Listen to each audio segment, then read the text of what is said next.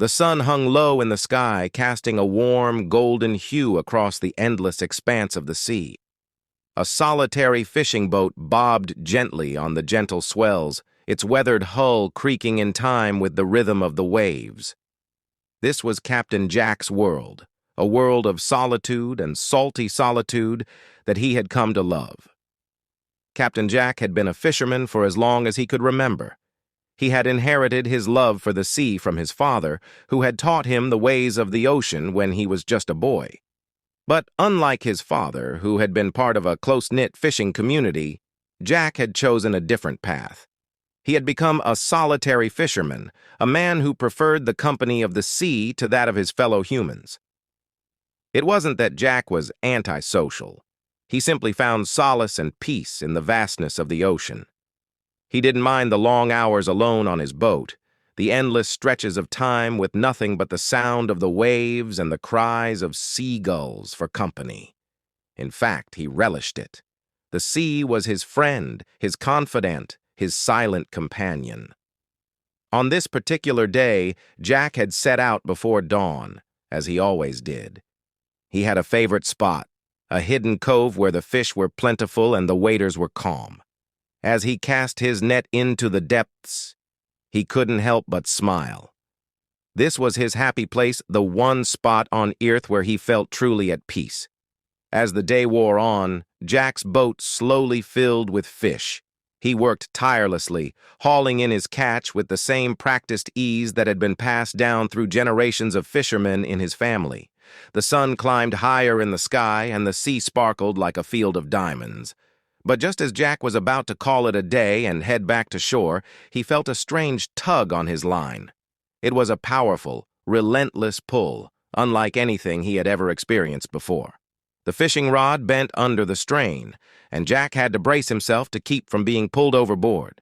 For hours, he battled whatever was on the other end of the line. Sweat poured down his face, and his muscles ached from the effort.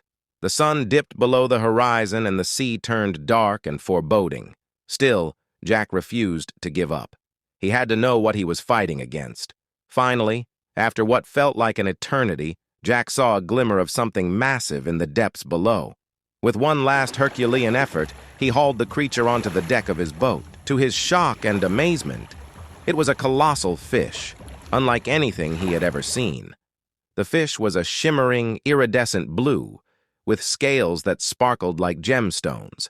Its eyes were large and wise, and it looked at Jack with a mixture of curiosity and resignation.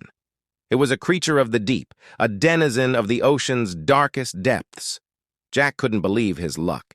He had heard tales of such fish, but he had always dismissed them as mere legends.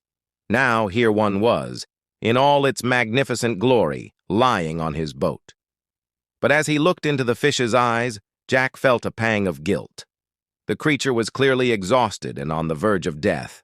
It had fought with all its might, not for its own survival, but to free itself from the hook and line that had ensnared it. Jack knew what he had to do. With trembling hands, he carefully removed the hook from the fish's mouth and gently lowered it back into the water.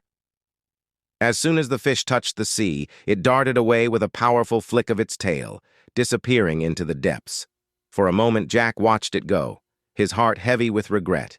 He had let go of a fortune, a fish that could have made him rich beyond his wildest dreams.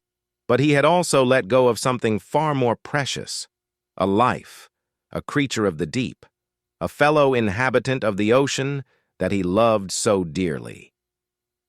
As he turned his boat back toward shore, Jack couldn't help but reflect on the choices he had made in life. He had chosen solitude over riches, the company of the sea over the comforts of civilization, and in that moment, he knew that he had made the right choice. The journey back to shore was a long one, and the night was dark and silent. But Jack didn't mind. He had the sea to keep him company, and he knew that he was not alone. In the depths below, the magnificent fish he had released swam freely, a testament to the power of compassion and the enduring bond between man and the sea. As the first rays of dawn broke over the horizon, Jack guided his boat back into the harbor. He was tired and sore, but his heart was light. He had chosen the path of the lonely fisherman, a path that had led him to moments of beauty and wonder that no amount of wealth could ever buy.